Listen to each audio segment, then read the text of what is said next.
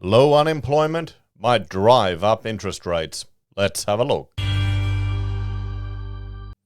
Hello everyone, Florian here, and welcome to another episode of HeiseSays.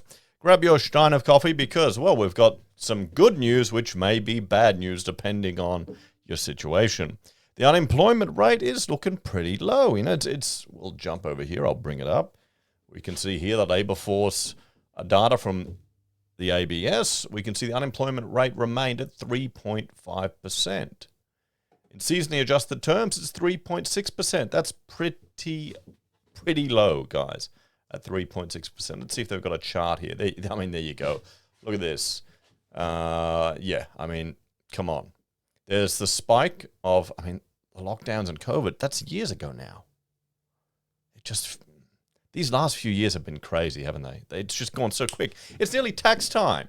It's nearly the end of the financial year. I'm thinking about taxes, and it's just, the year's just started.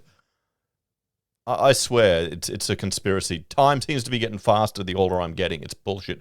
That and putting concrete in the ground. When you buy concrete and you put it in the ground, it vanishes, okay? A big whole bunch of concrete just shrinks down to some tiny little amount.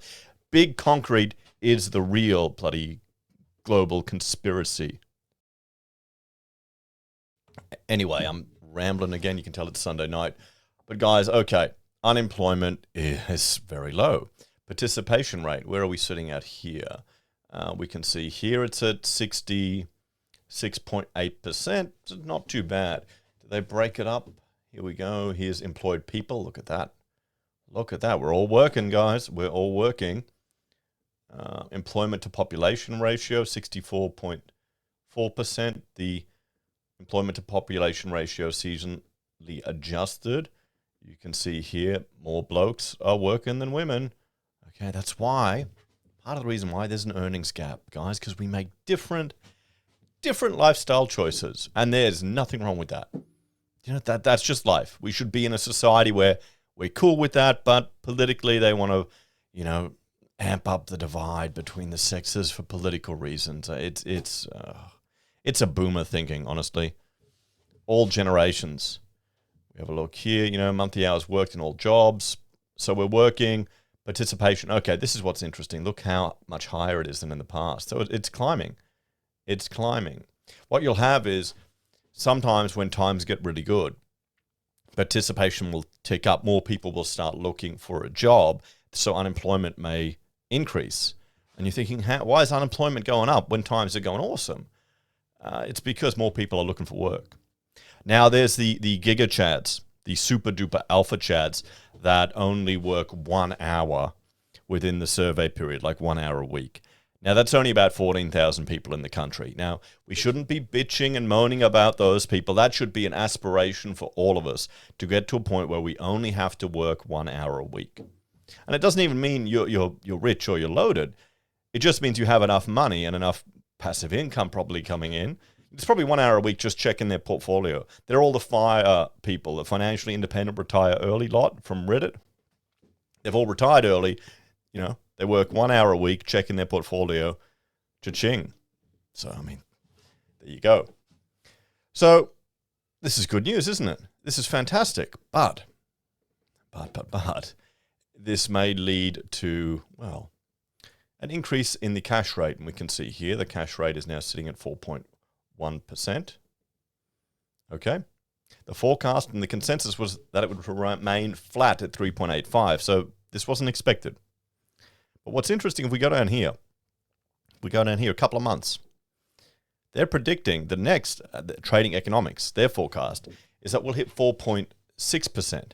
So they think we'll get another rate rise at 4.35, and then we'll hit 4.6% in a couple of months' time. And we look at the ASX rate tracker, we can see here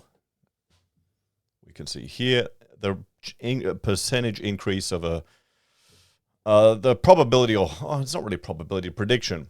The indicator is that 53% that we're going to increase to 4.35%.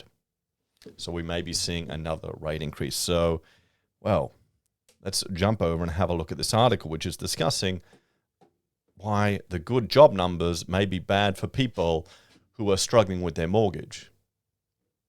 It's awesome, isn't it? You got to damage the economy to fix the economy. It's all such, oh boy. So why more Aussies in jobs could be bad news for interest rates. And this is the thing, interest rates are going up. So that means the participation rate's probably going up. Maybe you've got, both partners now in the relationship have to work to get the mortgage.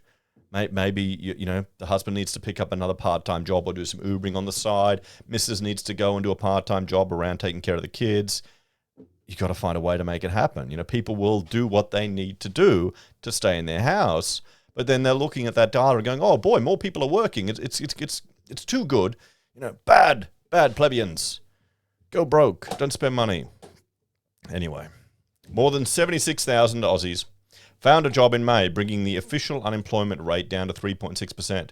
You might think this would be a positive news, but it could force the RBA to hike interest rates yet again. IGA market analyst Tony Sycamore said the red-hot jobs numbers would fuel rate hike fever at the RBA. The May unemployment figures are confounding those looking for evidence that the RBA's cumulative 400 basis points of rate hikes to date have taken some of the heat out of the tight Australian labour market, he said. Now, here's the thing. How many years have the RBA been advocating for wage increases? How many times have they buggered up these predictions? And yet now we're in an environment where you will see a tighter labour market. So what they're worried about, inflation getting entrenched. It's a lose-lose. It's a complete lose-lose. They shouldn't have cut rates so low. They overreacted with their interventions in the economy because of the reactions to the pandemic, all the lockdowns and the interventions there. Oh, well, live and learn, eh? Oh, wait, no, we won't learn. The extraordinarily strong job numbers will provide little comfort to the RBA, given its concerns about a tight labour market, rising wages and poor productivity feeding through into inflation. So why is the RBA concerned about a tight labour market? Inflation needs to come down, but a whole bunch of Aussies getting jobs and having cash means they will likely spend that money. The RBA is actively trying to get people to stop spending money by making other things more expensive, like mortgage repayments and credit cards, by hiking interest rates. The hope for the RBA is that businesses pull back on hiring and wages don't go up, in line with inflation. They do want wages to rise, just not as high as inflation. Otherwise, the problem just keeps feeding itself. Inflation should then fall because businesses will need to lower prices to encourage people to buy stuff again. Well, this is what... See, the RBA only has so much to do. If we're worried about inflation, why doesn't the federal and state governments cut everyone's pay? That means they'll have less money to spend. So every civil servant can take a 20% cut for the good of the nation to fight inflation.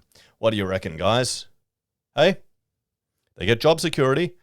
Take a hit for all of us, So, oh boy, could you imagine? Could you imagine that being proposed? Oh, it'll be funny to watch the news. But that, in all honesty, that's another mechanism to address it. Not that I'm seriously suggesting it. I'm obviously being facetious. You don't want to be cutting people's pay. But then again, to stimulate the economy, every civil servant here in Queensland was given $1,000 cash for doing nothing. Shouldn't you take it the other way? We're all in this together, comrade, remember. It sounds complicated. Well, it kind of is. Big business is really the catalyst for cost of living coming down. The RBA has one tool to bring down inflation, and that's interest rates. It's a blunt tool, but it's all it has. And can they actually bring down interest rates? How much of it is dependent on things beyond the RBA's control? I mean, how much of an impact is interest rates going to have on shipping costs and importing costs? It'll impact the value of the Australian dollar. But how much of the Australian dollar is determined by speculations about the Chinese economy and demand for natural resources? And how's that going to be impacted by the interest rate? See, this is the thing. We've got such a... my camera's jumping around there. We've got such a complicated economy with so many variables. It's a complex emergent system. So it's more complex than the sum of its parts. So trying to model it, you'll always fail. Making predictions, well, it's a, what's the chances of being right or wrong? I brought up that wage growth chart there. They were wrong every time. I mean, if we look at precedent, one could make the argument that the RBA is incorrect more often than they are correct in their predictions. So you could do the opposite of what they. Well, yeah. Honestly, yeah. I mean, look at the rate hike. You know, the cash rate's now 4.1%. It'll be 4.6% in a few months. Just wait and see. And the media just latched on to no rate increases until 2024. Well, that was incorrect, wasn't it? Sure, they weren't nuanced enough. The media wasn't going into the detail of what they were saying. But people don't do that. We don't have time for that. I do it because I'm a nerd and I've got a YouTube channel. Okay, come on.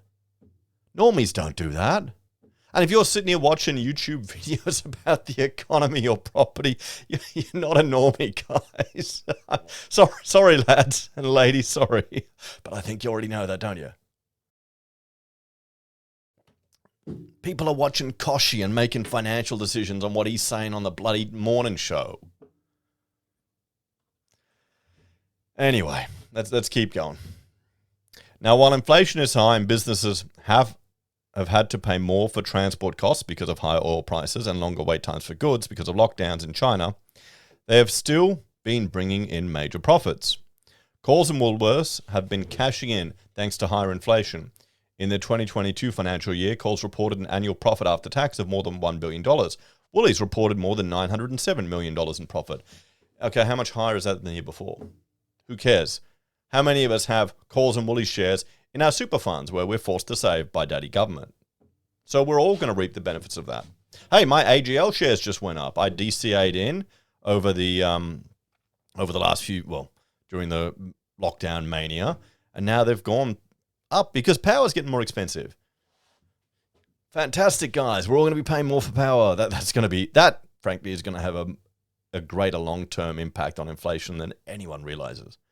They're all voting for this, renewable energy, unreliable power generation requiring significant infrastructure investment.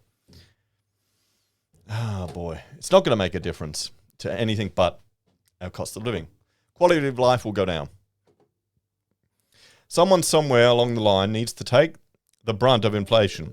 It's clear from these big business mega profits, they're not the ones willing to do it. So the customer is taking the hit. Oh, come on. You know what? Let me look this up. Woolies.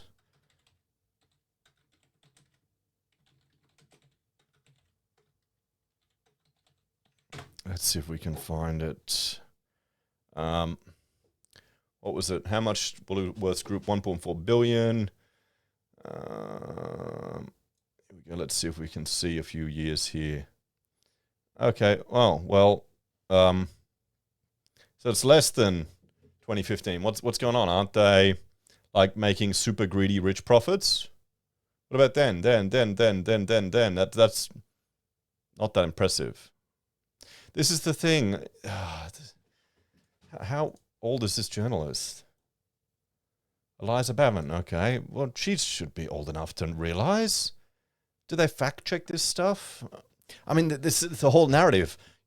People are falling for it. They think the evil, greedy corporations making, mega profits. Those profits, or the revenue, pays people. The profits get distributed or reinvested. It's not like Mr. Woolworths is sitting on a big fat stack of cash anymore these days. Even though back in the day when you did have the big industrialists, they'd be building community towns for their workers and improving quality of life. But no, that's not the narrative we like, isn't it? It's too much reality. If you're bitching and moaning about Coles and Woolies profits, go to Aldi. It's cheaper. Anyway, the same with the big four banks. While Aussies are struggling to keep up with rising mortgage repayments, CBA brought in $5.27 billion in net profits in just the first half of the year. Yeah, okay. Yep, the Australian Institute. Okay, let me just bring up a data source here, guys. The Australia Institute. Do I have them here? Where are they? No, I've got the Grattan Institute. The Australian Institute is another one. Anyway, you know what? We'll look them up. Institute. There we go. We change minds. Public policy think tank based in Canberra, Australia, conducting research on a range of Economic, social, and environmental issues. What's the Australian Institute's bias? Okay. Claimed to have no formal political or commercial links, and the political bent of its work, which could be variously described as green left, hard left, or extreme left, is often disguised in media reports. There you go. So this is why we have this article here, which is, I mean, journalists are trained to go and get quotes, because this isn't an opinion piece. She's drawing upon what the Australia Institute is saying, a bunch of hard left extremists. But they're an institute and they're a think tank. And we just saw there from the data from Statistica, sure, Woolworths made big profits, but it's no different to what it has in the last, decade? If anything, it's lower than years ago. So what's the point here? So this is bullshit. This is bullshit. They're building a narrative of excessive corporate profits is the drive for inflation, not wages. Well, you need to look at the iron law of wages. Wages are a part of it. It's just another input. But this is utter bullshit, guys. Oh boy.